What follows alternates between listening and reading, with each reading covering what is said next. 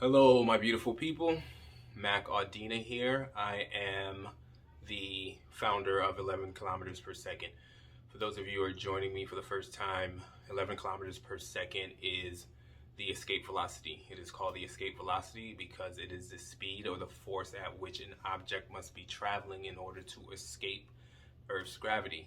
And so I use it as a metaphor for what you must do in order to accomplish your goals, in order to realize your destiny. And so in this case, the forces are the things that we deal with, uh, narratives that we buy into based on society and how our minds, our fears, our programming as human beings holds us back. And so what we're doing is a weekly proverb and Yoruba proverb.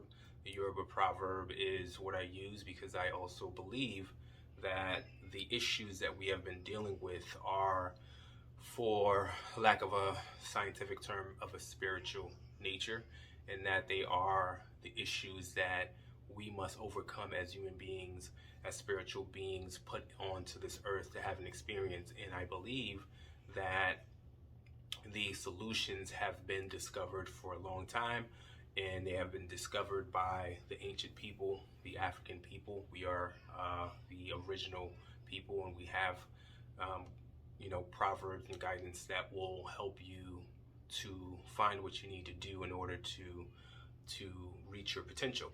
And so this is why I do the Yoruba proverb. I intend to use that in conjunction with my thinking and what I believe we have found. And so on a weekly basis, we will provide for you the Yoruba proverb. And so, Ojo iku ni ojo ìsinmi. The day, what does this mean? The day of death is the day of rest. All right. So one of the themes, one of the things that I'm learning, one of the things that I think we need to understand, especially in this society, is about the value and the necessity of work, and how we have, back in the 1800s, I think people work like 12-hour days, 7 days a week. It's like over 70 hours worth of work. And, as like the whole concept of, basically making people safer at work, right? Like the unions and things like that and regulations where it's supposed to make people safer at work. It also brought in the idea that you shouldn't work as much. And I mean, if you hate your work, that is definitely something that you would want to reduce. But there are a lot of people who love what they do, right?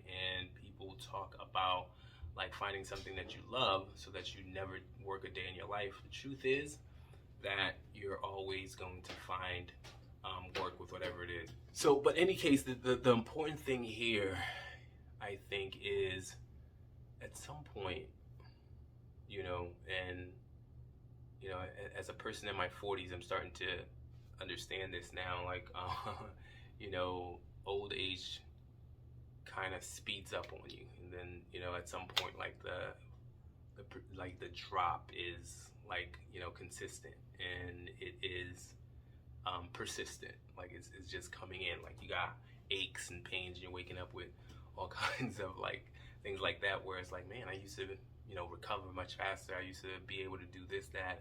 I used to not get hangovers. You know what I'm saying? And so what happens is at some point you will not be able to work. A lot of us, because we were forced to do work that we don't want to do, don't understand the how lucky we are, how fortunate we are that we are able to go in and do a lot of physical things. In fact, like if you've ever not worked for a long time, you understand how boring that can get. Like anything that you do for a very long period of time is not going to be very helpful. I know people who have retired who are like clamoring for work, and rich people who are like, I could sit here and do nothing, and they're like going back to do work, because it is a luxury to get to do work. And so like you die.